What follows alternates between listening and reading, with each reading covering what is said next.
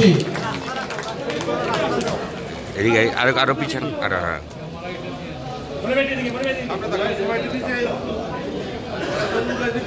পঞ্চমদিনের নেতৃবৃন্দ মোহাম্মদ শাহিন আলম। শ্রমিকরা মাথা উঁচু করে সবসময় সারা পৃথিবীতে যত আন্দোলন সংগ্রাম যত পরিবর্তন হয়েছে তার অগ্রভাগে ছিল শ্রমিকরা। কাজে আপনাদের এই পরিশ্রম, আপনার পরিশ্রম করেন, আপনার বেতন পান। আর ওই তাস্কিরের মতো এগুলো পার্সেন্টেজ খায়। কাজে তাদের কথা কেন শুনবেন? শুনতে হবে যাদের পরিশ্রমে যাদের ঘামে আজকে এই ওয়াসা এই পর্যন্ত এসেছে, তাদের কথা শুনতে হবে।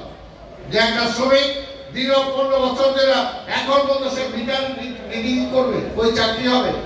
আর তাস্কির একটা বারবার 5 বছর 7 বছর 10 বছর 13 বছর ধরে খালি তার চাকরি দিতে হবে, বাড়াইতে হবে, আর তার বেতন বাড়াইতে হবে।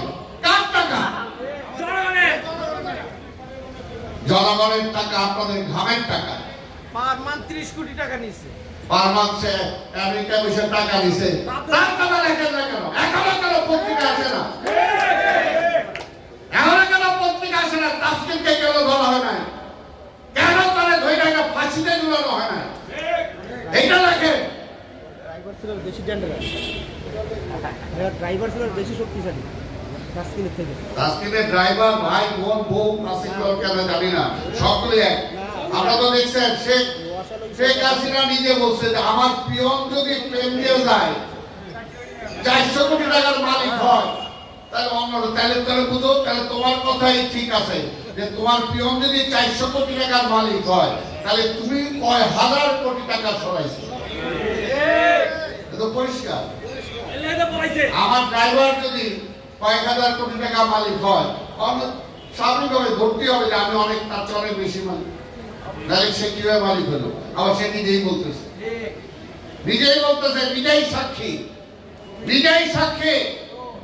শেখ হাসিনা গণহত্যার নিজেই স্বীকারোক্তি দিয়েছেন।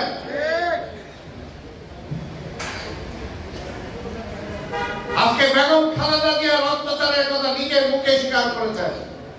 বেগম খালেদা জিয়ার বাড়ি থেকে উচ্ছেদ করেছেন ব্যক্তিগত আক্রোশে। তারেক রহমানের উপর ব্যক্তিগত আক্রোশে একের পর এক মামলা দিচ্ছেন, তারে মেরে ফেলার হুমকি দিচ্ছেন। এই সমস্ত মামলায়, আর ভাই মামলা তো অনেক হাজার হাজার শেখ আছে। আবার বলে আসবো, আমরা তো বলি আসেন, আমরা স্বাগত জানাই।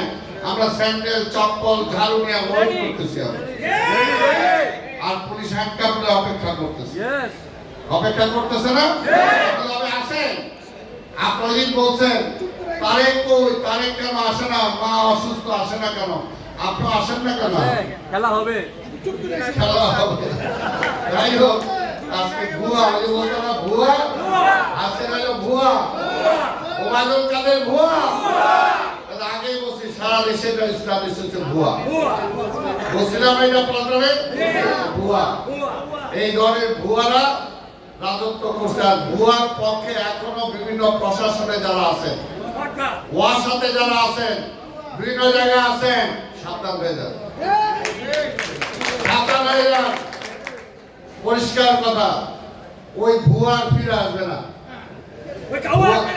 ভুয়া হয়ে গেছে, ওই ভুয়ার ফিরে আসবে না। ভুয়াদেরকে অপমানিত করতে চাই না, তার সাথে মিলায়।